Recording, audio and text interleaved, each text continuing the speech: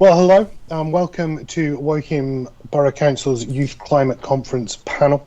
My name is Gregor Murray. I am Borough Councillor for the Norries Ward in Wokingham. I'm also Executive Member for Climate Emergency, so I'm the person that has been leading all of the initiatives that we are putting in place as a Borough Council in order to tackle climate change. I'm joined today by some of the wonderful officers from across Wokingham Borough Council who are going to speak to you specifically about the different things that they have been working on in order to tackle climate change. We recognise that you are one of the most important groups when it comes to helping us fight climate change. We understand that you are more aware of some of the biggest impacts that are going on around the world right now than many, many other generations. We also understand that a lot of you are hugely passionate about climate change, and we want to talk to you specifically about what it is that we're doing, answer some of the questions that you've already sent in terms of what we're doing in order to tackle climate change, and help you understand our vision and our mission over the next 10 years to get us to carbon neutral by 2030.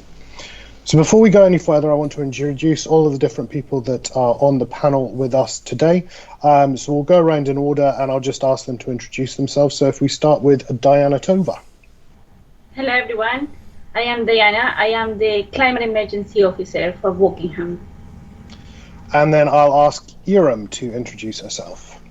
Hi, good morning everyone. I am Waste Collection and Disposal Contract Manager in Wokingham. And then Ian Goff, please. Yeah, Ian Goff from Wokingham Borough Council, Energy Manager. And Mustafa.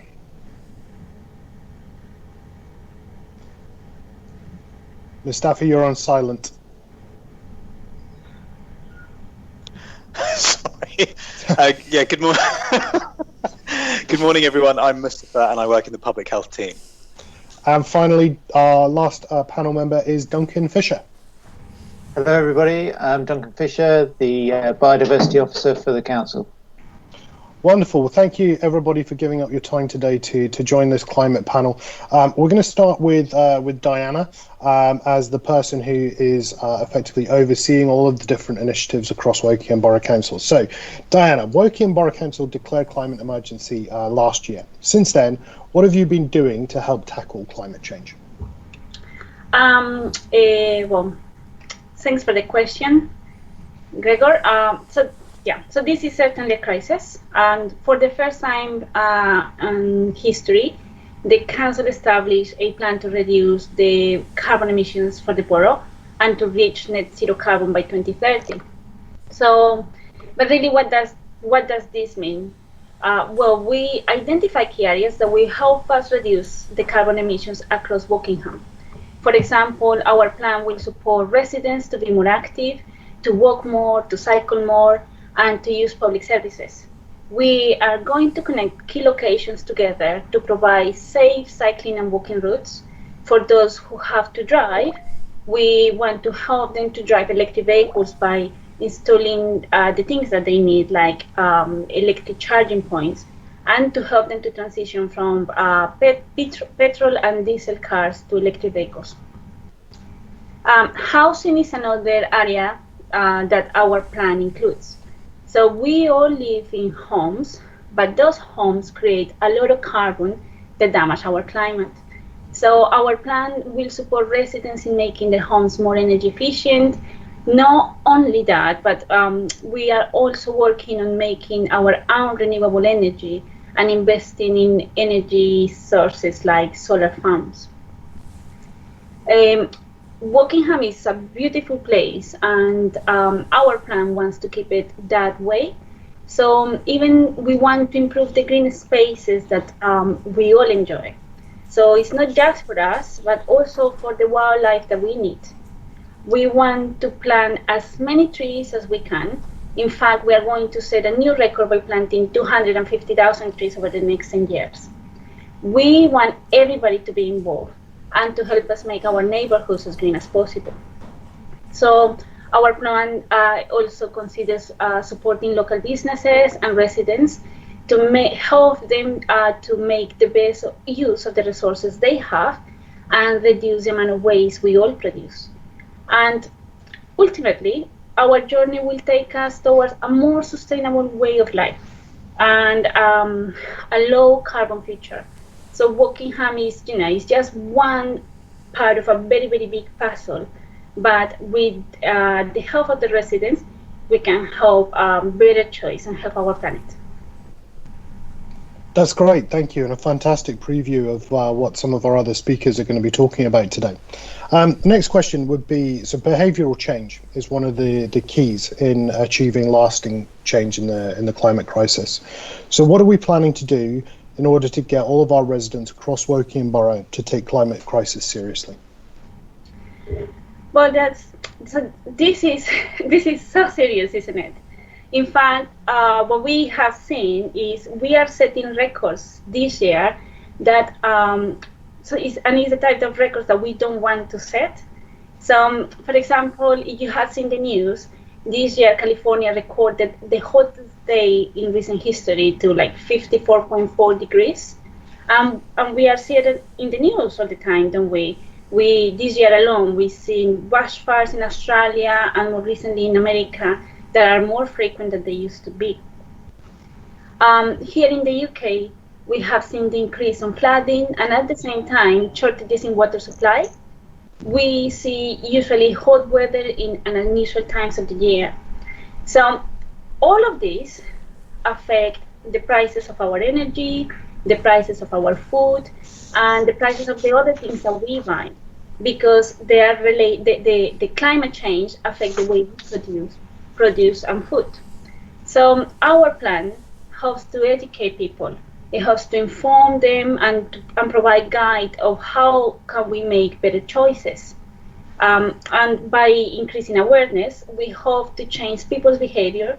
We want people to understand that although this is a global issue, it affects us all locally. So we all need to take action because we are all responsible. Thank you, Diana. Now, one of the most common questions that I get asked is where do we start? So thinking about the young people that are watching this video right now, what can we do to help educate and support all of the people that are watching to start making change themselves? So the next generation are very aware about the climate. And in my experience, they are really well informed. And young people have voice and they have influence. So, for example, if you look at Greta Thunberg, she's an amazing example of a young person that has raised her voice and has influenced the agenda. So we want to engage and we want to work with young people. We want to hear their ideas. We want them involved because it is their future too. And they should have a say in this. So we all need to change our behavior.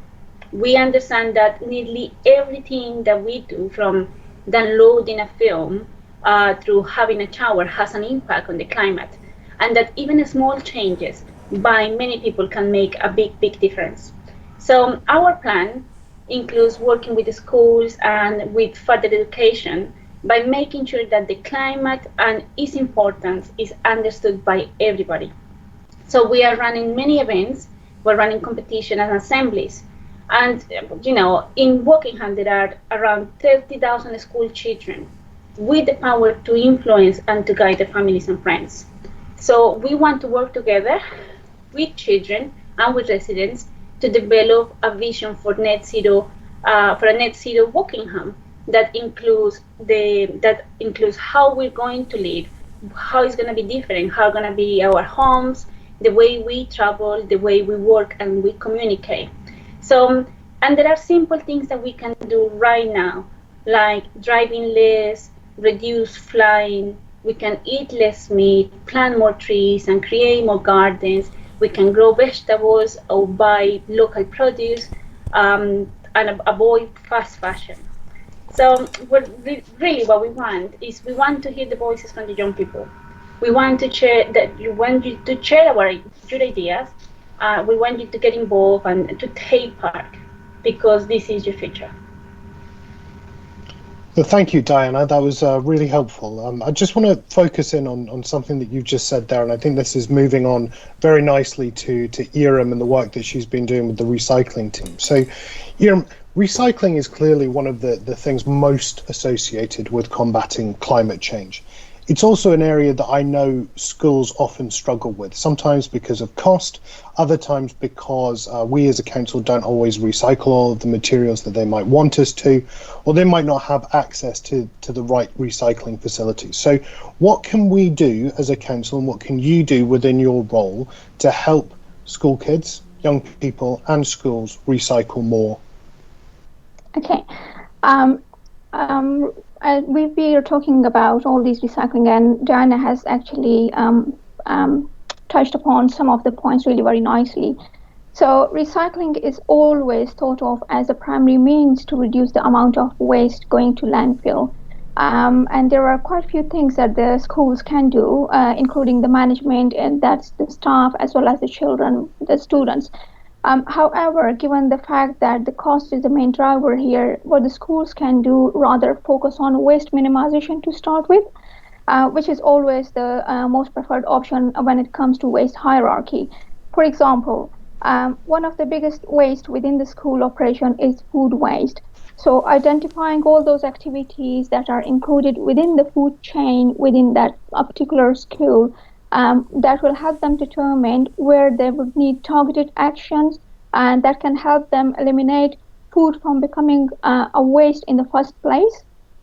So this will certainly and essentially come with educating the staff that just Diana touched upon, as I said, and as well as the children. So it will not only stay within the school, but when it comes to their home and they're dealing with waste at the home, that will be replicated there as well.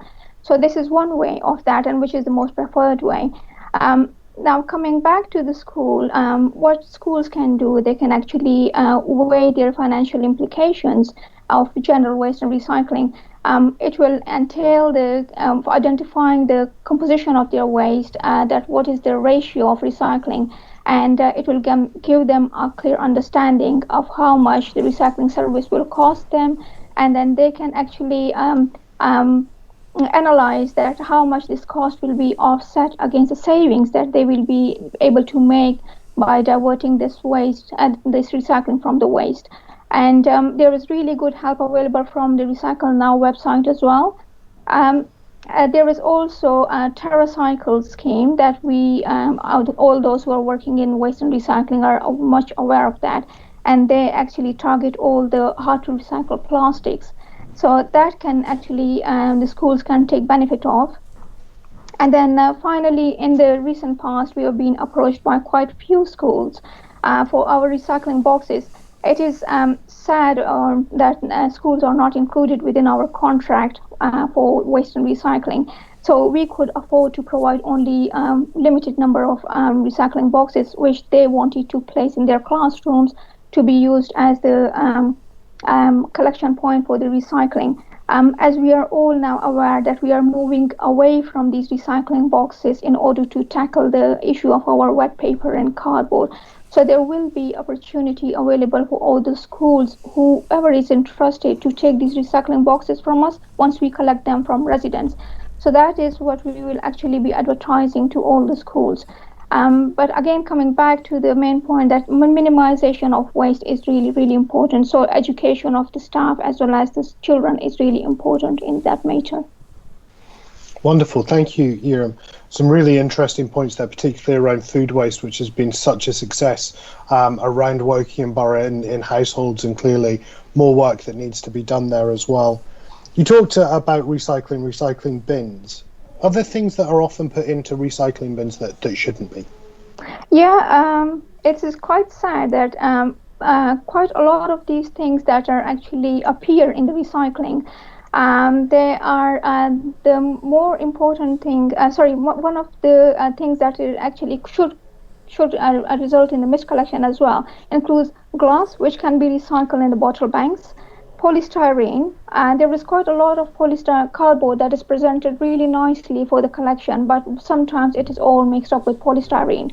And when considering that our collection crew collecting from hundreds of properties in a day, it is not possible for them to remove that polystyrene from the cardboard. So unfortunately, then they have to leave that behind. So a clear kind of like whatever residents do in a clear way, or the more they help, the more it helps us in collection and then post collection when it comes to sorting. Dirty nappies, unfortunately, appear in the recycling, and our residents need to be aware, need to be really understand this point that the collection, post collection, there is a sorting facility which entails both manual as well as mechanical sorting. So just imagine if these dirty nappies come across them and they are manually handling, which is not really pleasant. So black plastics we cannot recycle. We have informed residents of the reasons as well, that it includes the carbon pigment, which is making them difficult to be sorted. So these should be taken out from recycling. Any plastic that doesn't contain any shape, for example, carrier bags and cling films, and likewise the plastic toys, the rigid plastic that shouldn't be in the recycling, some small electrical items, coffee cups, unfortunately that cannot be recycled. Metal pots, flower pots. So these are some of the items that shouldn't be in the recycling in the first place. So, Iram, thank you for that. So, glass into bottle banks, no polystyrene, no dirty nappies, no black plastics, carrier bags, toys, plant pots. Just one question I know we get asked a lot is, why don't we recycle glass on the curbside? Why do we have to take it to bottle banks? So glass is, to be honest, from the health and safety point of view, DEFRA doesn't want glass in the curbside collection anyway.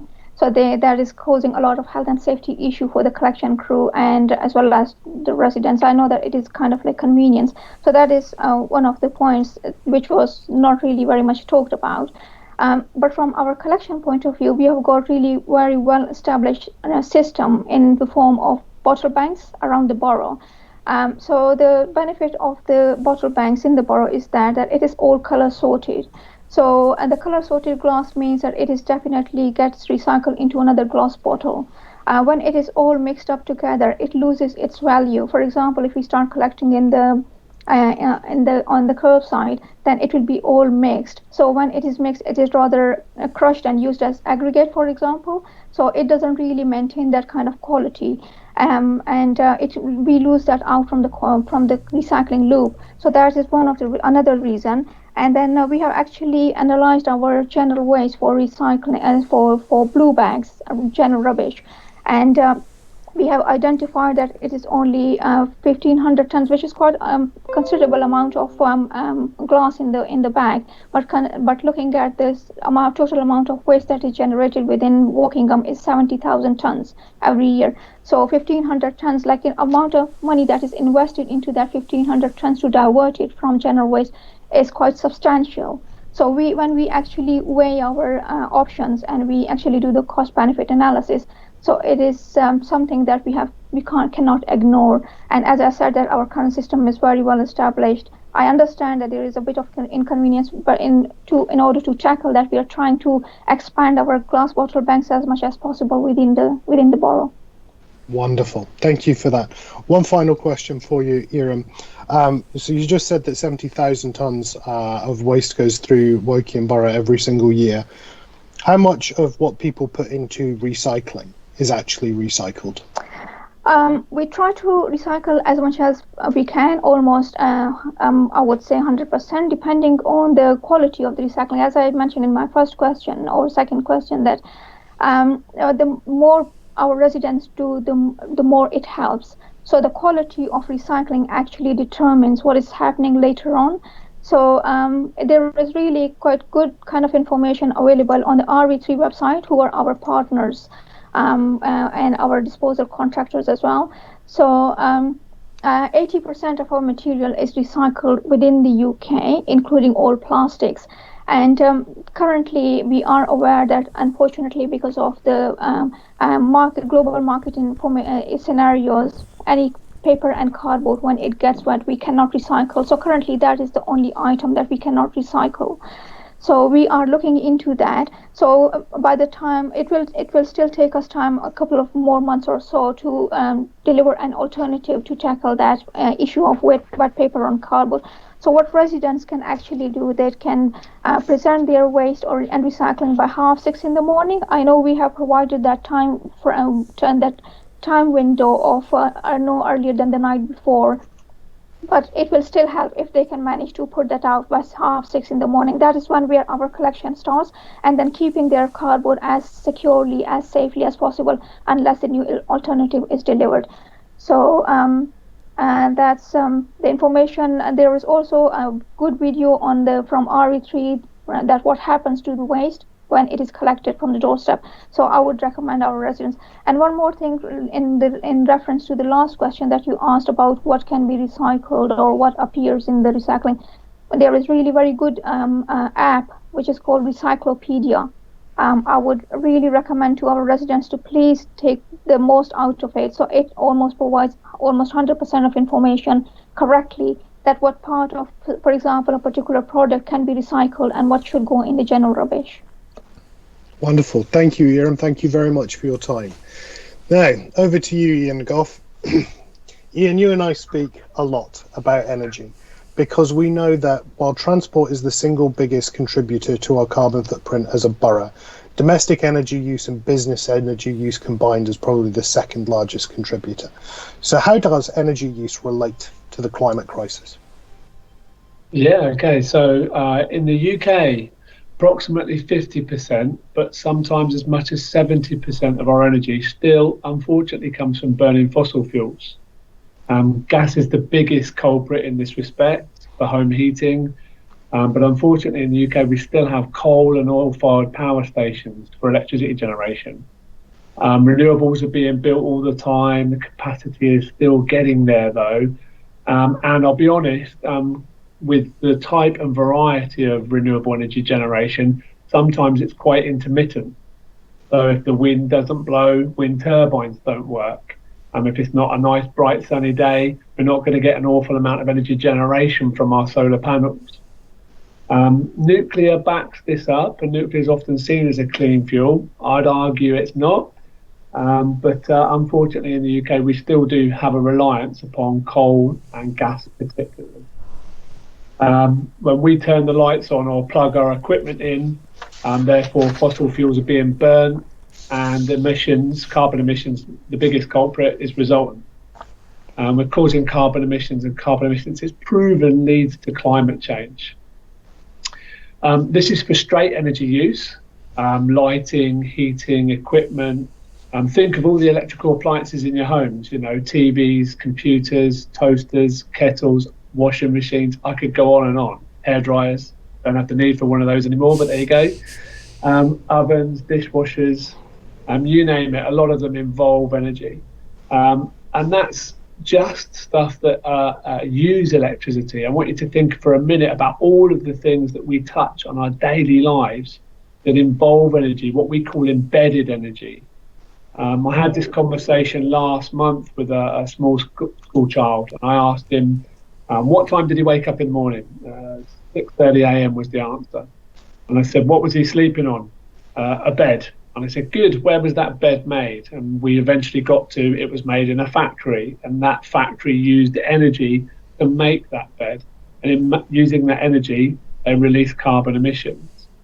And then went on and said, what did he do next? Well, he got changed into his school uniform. Great stuff. Where was your school uniform made? In a factory, using energy, therefore carbon emissions. So going back to your initial question, it's quite simple really, that energy leads to emissions directly and indirectly, carbon emissions being the biggest problem, and this in turn is proven that it equals to climate change. Thank you for that, Ian. Now clearly the energy companies have a lot of work to do in order to green up their energy supply, but what can we do, and what are the energy team doing locally to reduce CO2 emissions? Okay, yeah, so from a Wokingham Borough Council perspective, firstly and importantly, we know through monitoring, constant monitoring, what our energy usage is. That's really important, and we know that down literally to the last kilowatt hour energy usage. Once you know what your energy usage is on a site-by-site basis, you can then look at targets to reduce energy. Our standard approach for each property is to reduce by the biggest energy usage or equipment first. But for us at Wokingham Borough Council, we also have to be mindful of payback against this too.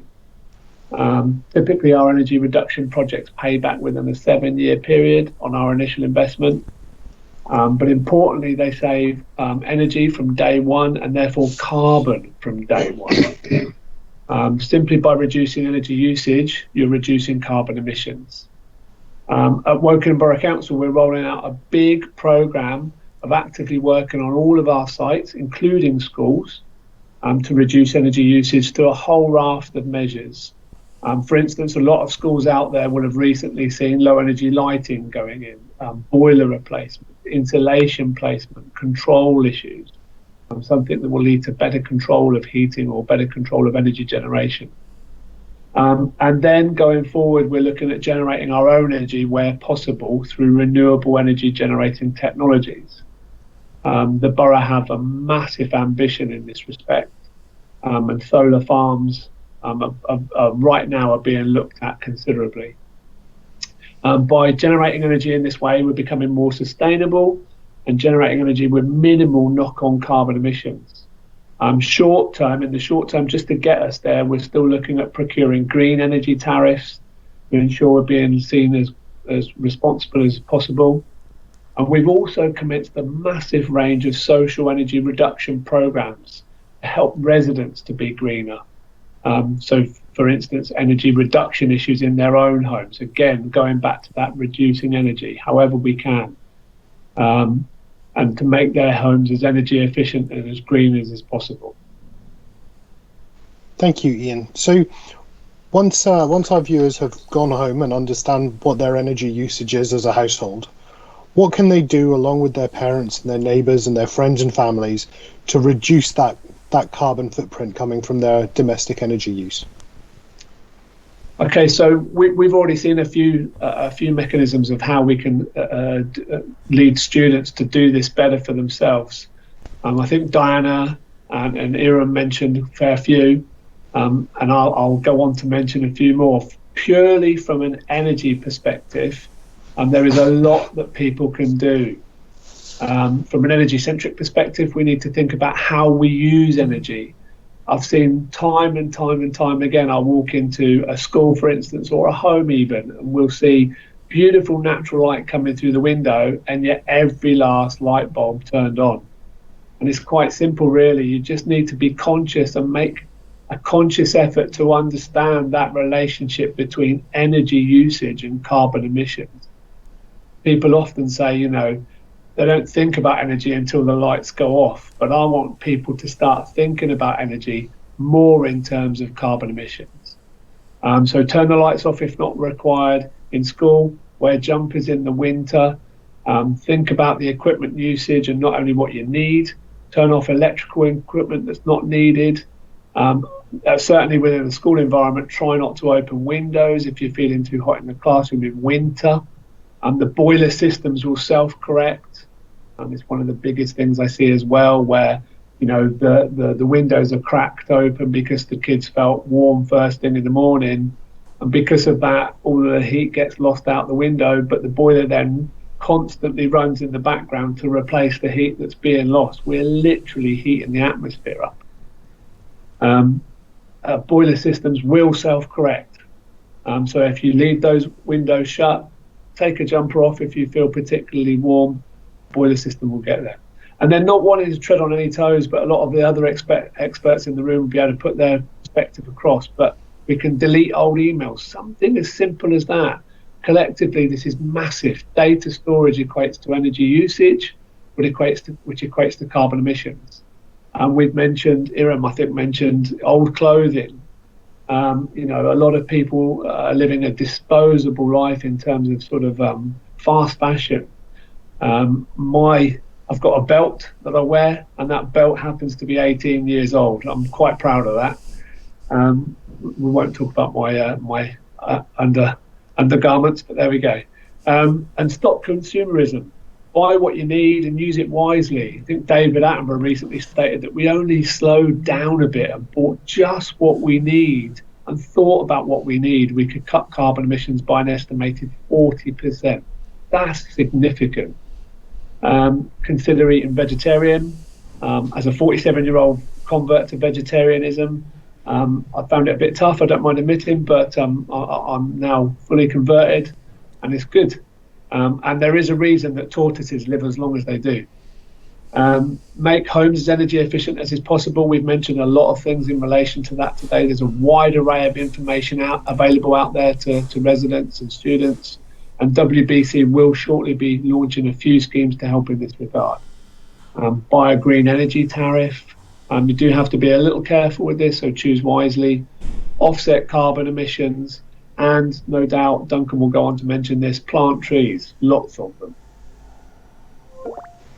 Thank you, Ian. Lots of fantastic ideas there, and my dad will be particularly pleased that you've told me to put a jumper on when I'm cold, something that he used to say to me pretty much daily growing up in Scotland, where it's always cold. Mustafa, just moving over to you, I see in the background there you've got a lovely picture of some doctors, nurses, healthcare workers. Now, public health isn't something that's usually associated with climate change. So how is climate change affecting people's health? Good question, Gregor.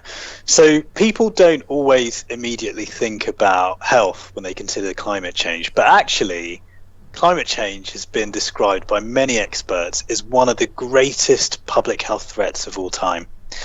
So in answer to your question, Gregor, yes, the two are very much linked. Public health is very closely linked to climate change. The direct impacts of climate change may not necessarily be as obvious as they are in other parts of the planet, such as, where you see glaciers and ice sheets that are breaking up. But they are nonetheless very real here in the UK. The impact of climate change and global warming causes extreme weather events here in the UK, and it's these events that have an impact on our health and social well-being. Thank you, Mustafa. So here in Wokingham specifically, how is climate change affecting people's health? Okay, so I'll give you two examples. So in recent years, we're seeing increases in the frequency and intensity of flooding and heat waves. So in terms of heat waves, this continues to affect the health of many people who are actually already vulnerable. So we tend to see increased hospital admissions for things like heat stroke, especially among people who have clinical risk factors, so people who have long-term health conditions already. In the case of extreme flooding, the impact to water, sanitation and hygiene can also bring detriment to people's respiratory health. So we see the spread of infectious disease, and also the prevalence of mental health among people who have to struggle to cope with the aftermath of natural disasters is also a big sort of impact on people's health that we see very locally here within Wokingham, as well as in the wider nation. So I'm assuming that you and your team are working very hard to combat this. So what are the types of things that you're working on at the moment? So we're doing sort of three things. The first is around building awareness. The second is around building resilience. And the third is around building networks. And I'll expand on each one. So in terms of building awareness, that's partly why we're here today. We're trying to convince as many people, to help encourage as many people as possible, especially our young audiences who have fresh new ideas for how we can tackle these problems in a positive way. The second thing that we're trying to do, or the second area that we're trying to impact, is building resilience. So working with other agencies of the government, such as Public Health England, to write policies that govern how our local services should respond to natural disasters. So when there's a freak spell of really cold, wintry weather, we aid the planning of how to support our vulnerable communities and identify who exactly these sort of vulnerable communities are. Are they really frail or elderly? Are they extremely young people? Or are they, people, struggling to get to school on a daily basis? The third area of work that we're trying to impact is building networks. So we're partnering with other groups and other teams to reduce activities that worsen climate change. So we'll work together with highways teams, for example, to build a mandate to reduce carbon emissions, or we'll work with local planning teams to design public spaces that encourage people to participate in more active travel. So those are three key areas that we as a public health function are trying to impact in order to address climate change and its threats.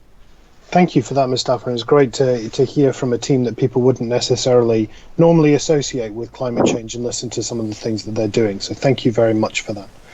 Finally, turning to you, Duncan. Now, along with recycling, tree planting is probably one of the things that's most commonly associated with combating climate change. In fact, when we surveyed residents, consulted with residents the tail end of last year, one of the most common things that they said back to us that they wanted us to do for tackling climate change was to plant more trees. So Duncan, can you tell us what your team are doing in order to plant more trees here in Wokingham? Thank you very much. At the moment, we've got a 250,000 tree planting target. That's a sort of priority that's been set as the part of the Climate Emergency Action Plan. And 250,000 trees sounds like a lot, but when you start thinking of it in terms of areas and how you plant small trees so that they can establish as woodland, you're looking at something equivalent to 100 to 250 hectares. A hectare is 100 metres by 100 metres, so it's equivalent to roughly 2 football pitches side by side.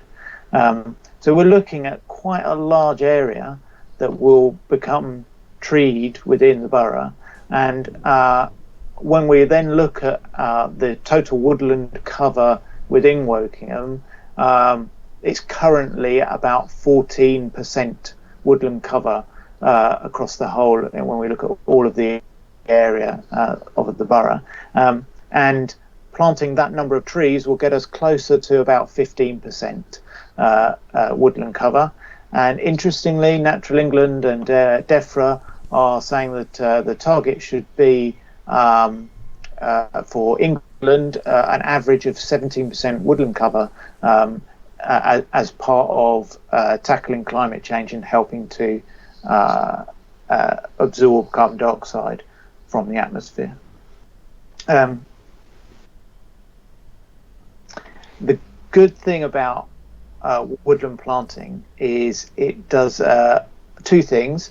You're growing, starting with a small tree, it's growing bigger and bigger and bigger, and as it gets bigger, it's storing that carbon dioxide. But it's also, if you plant the right trees in the right location, you start getting soil restoration and you start building soil. And it's really important to recognise that as much as carbon dioxide is being stored above the ground, it's probably also being stored under the ground as the soil is being restored. And so it's really valuable to plant new woodlands or recreate woodlands on improved grassland sites where we can actually make a big difference to the amount of carbon dioxide that's stored in the soil. Thank you, Duncan. Now, planting trees clearly isn't just about planting trees. It encourages wildlife and what's called biodiversity. So planting the 250,000 trees, what impact is that likely to have on biodiversity across the borough? And how else are we going to boost biodiversity? What benefits do you think it will bring with it? Yeah. Biodiversity is a small word for a very big subject. But essentially, woodlands do support particular wildlife, and we recognise that currently within our Wokingham Biodiversity Action Plan as being an important habitat that we need to protect and support good management of woodlands. There is wildlife that relies on woodland to survive. There's also wildlife that will move through woodland and use it as a safe place, a sort of refuge from the hustle and bustle of an urban life. So, trees and woodland support an amazing array of fungi, of invertebrates, of things that feed on fungi and invertebrates. Birds are particularly important. When they get older, the trees actually provide those homes themselves. So we think that planting more woodland will be a biodiversity benefit if it's planted in the right location, if it's helping to purify the air, if it's helping to purify water, then that's could be really valuable for wildlife. Just simply doing other things to improve biodiversity, like increasing the diversity of species in grassland, for instance, so that you have more wildflowers, and allowing the grass to grow a bit longer will also have a carbon dioxide, carbon sequestration benefit, because it's recognised as actually helping to restore the soil again. So there's lots that you can do, and the main thing that I would say is it's about making space for nature. If you make space for nature, it pays you back. It does these things like sequester the carbon. It does these things like purify the air for you. It does these things like purify the water for you. So, and not only that, it will do things like if we plant trees, it will help mitigate some flooding aspects, changing the slowing the flow of water, so that we don't get it bottlenecking in certain locations and pooling, because we're actually helping the soil to absorb that water. We're helping to slow the flow of it getting into rivers and rushing down into towns and villages. Thank you for that, Duncan. Very, very interesting to hear about how we can grow our biodiversity across the borough. Now, this is clearly an area that hopefully a lot of our young people will be really interested in, and hopefully our schools will be really interested in as well. So what can people do, what can our schools do in order to get involved in tree planting and biodiversity net gain across the borough? Have we got any plans, any incentives that they could get involved in to really get active in this area? Yeah, so we are developing our strategy for planting those 250,000 trees as we speak.